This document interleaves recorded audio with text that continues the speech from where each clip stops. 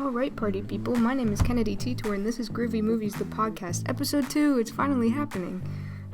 This week, we're going to cover the trials and tribulations of 8th grade, the magic of Shazam, and the importance of movie theater etiquette. Jumping right into it, Bo Burnham's directorial debut, 8th Grade, is an all-too-real coming-of-age comedy that follows a young girl named Kayla through the second half of her 8th grade year.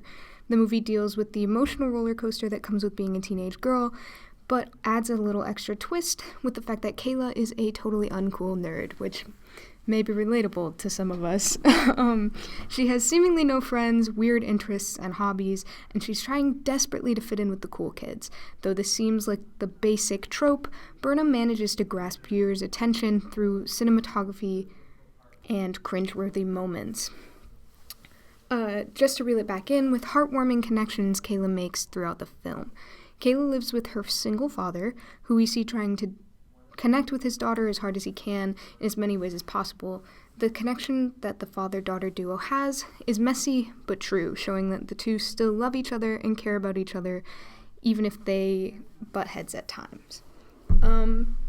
The music of 8th Grade has a very nostalgic techno vibe, reminding me of the 80s movies that I watched when I was a little kid, which I think adds to the overall nostalgia and comforting feeling I get from this movie. It's really easy to relate to Kayla and her struggles, even if you haven't experienced the same things personally.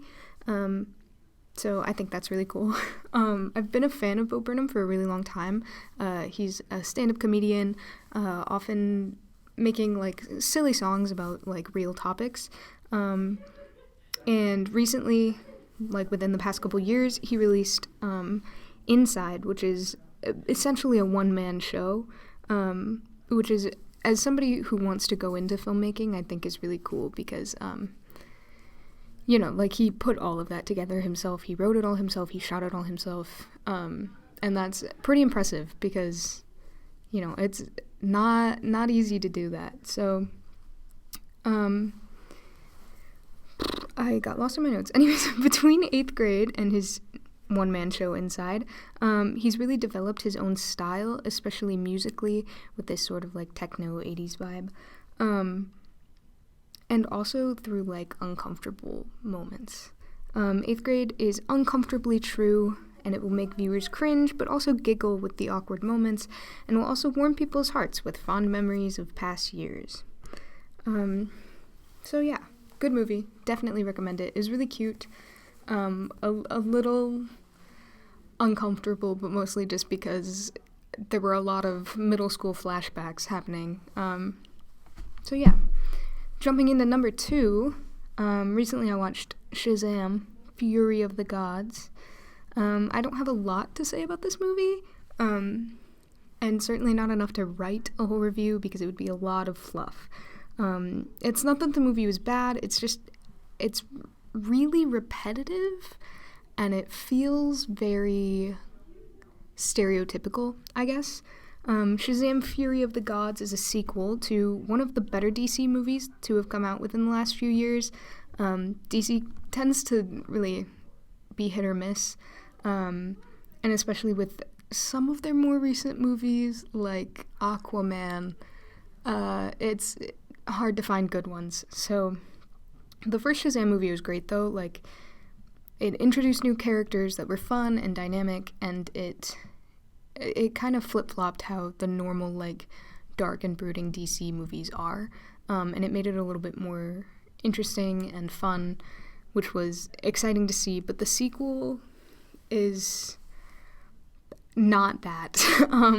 It doesn't have a lot of like additional substance for the characters. They try to expand on them a little bit, but it kind of just falls flat half the time. There is a lot of angst and teenage drama between the group, but there's no real conflict between any of the siblings at any point in the movie, which would have been really nice to see. Even the movie's villains are kind of just bland. They're a team of goddess sisters who want to conquer the human world. And throughout the movie, they all there's 3 of them. They kind of change their minds and flip-flop between what they really want, but there's one that's like, she's really sure about herself, and she's really like, no, like, I want to do the bad thing. But it just, I don't know, like, the other two sisters, the youngest, I think it's the youngest one and the oldest one, the middle one is the one that, like, really wants to be evil, which I think is kind of fitting, but the two bookend sisters, they, like, flip too early in the movie, and it's too obvious that they're gonna turn out good by the end, that it kind of just ruins the whole thing. Every supposed twist in the movie, it becomes incredibly obvious what's going to happen next before it's even hinted at. You can tell exactly who's going to be good, who's going to be bad from the very beginning, and it just becomes really boring to watch. I don't want to sit there for 2 hours and watch a movie where I know what the ending's going to be before it even happens.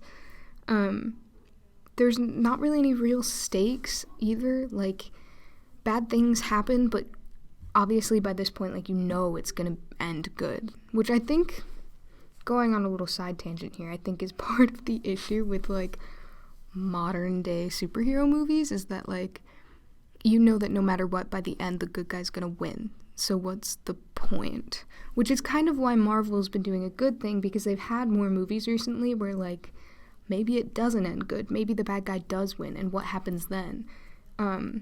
So I wish we could see more of that. I wish there was more conflict and a little bit more character development.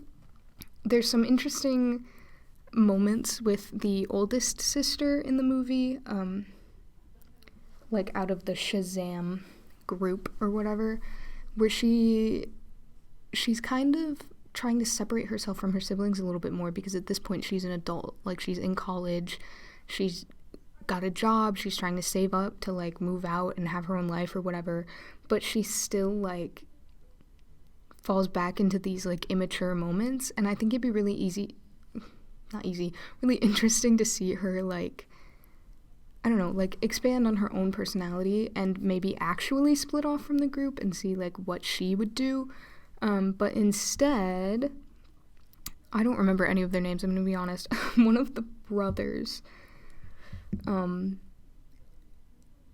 he has this whole moment where, like, he wants to be the hero, he wants to be, like, the face of the team or whatever, and he's the one who ends up getting split off from the group, which I don't like. I feel like that gives him too much power to make him feel like he is the, like, overarching hero of the whole story, whereas I feel like it would have been more fun to see the older sister go off and do her own thing, and then have the other kid kind of get pushed more into the background, so that he kind of has to realize, like, oh, like, even if I am, like, important to the team, like, I'm not the most important, like, the team can live without me or whatever.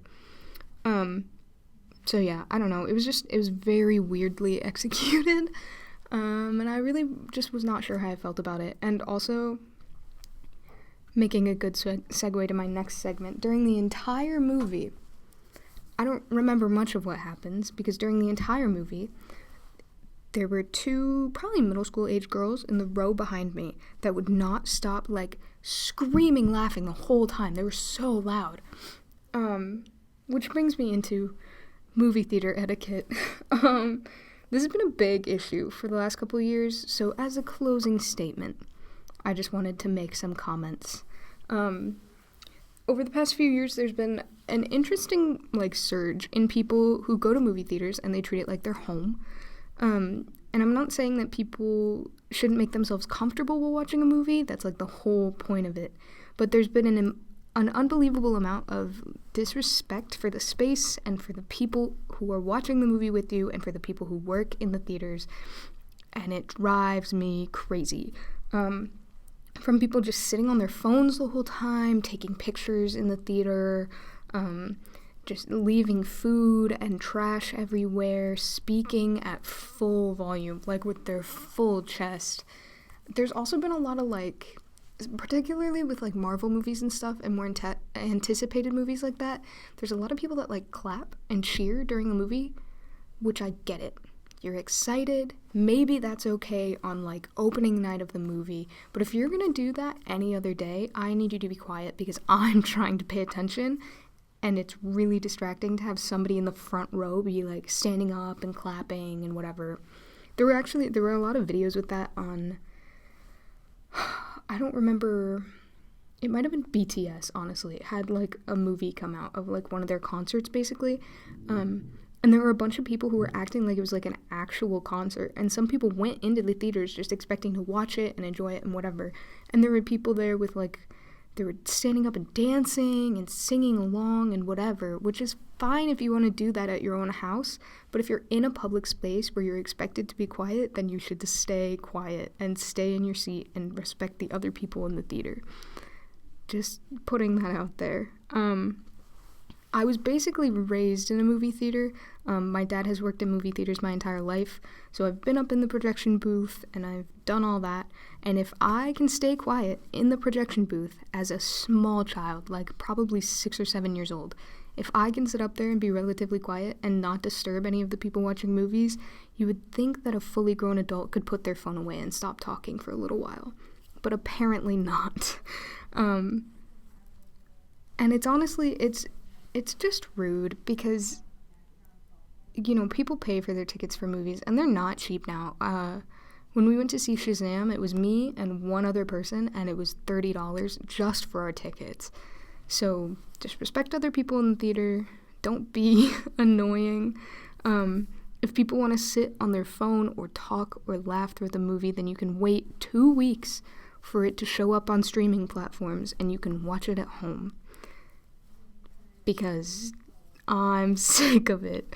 And also not to mention the fact that to people being rude in movie theaters, they're really just making theater employees' jobs way harder than they need to be, which honestly isn't fair because nobody wants to work like a customer service job. So if you already have to work like the snack counter or whatever in a movie theater, you're not also going to want to have to go into each theater every single time a movie plays to go tell somebody to be quiet, you know? So just, you know, basically just be respectful of the people around you. It should be an unsaid rule, but clearly people are starting to forget that that's like a thing. And I know a lot of people are blaming it on COVID, but that really has nothing to do with it. It's just that people are unbelievably rude nowadays. So yeah, especially if you're in public spaces, just keep in mind that there are other people around you. So yeah, that concludes this episode. Very ranty, like half as short as the last one. But I'm blaming that on the fact that I don't have a guest this week.